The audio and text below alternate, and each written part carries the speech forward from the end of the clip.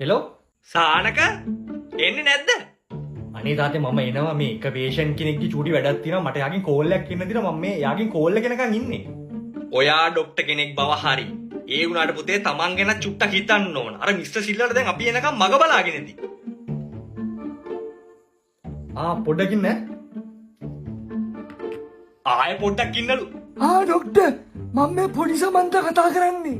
උඹට දැන් කසාද හොයලා මට තිත්ත වෙලා තියෙන්නේ. තව විනාඩි 10ක් බලලා මම මිස්ටර් සිල්වර්ට කෝල් එකක් දානවා. අපි එන්නේ නැහැ කියලා කියන්න. හොඳේ? කියන්න. කියන්න?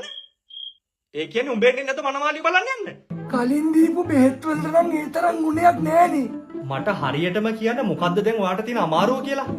මට තියෙන අමාරුව? යකෝ මට තියෙන හැම තාත් එක්කම වගේ තියෙන දරුසෙන්හස කියන අමාරුව. යකෝ අපි නැති කාලෙක උඹව කවුද ලෙඩක් දුකක් හැදුනම මොන බලාගන්නේ? ඊයේ තිබිච්ච කසන ගතිය ડોක්ටර් තාම තියෙනවා. ඊයේ තිබුණේ කැහිල්ල විතරයිනේ. අද රතු පාට පළුත් දාලා.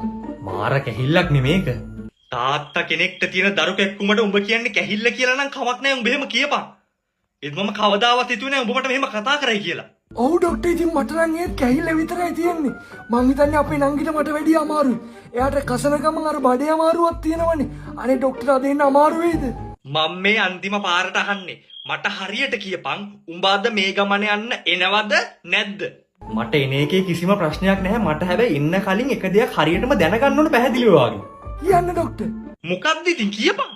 දැන් නංගි මල පහ කරලා දින්නේ. ඇහුන්නේ? මම හරි නංගි අද කක්ක කරලා දින්නේ. මොකක්?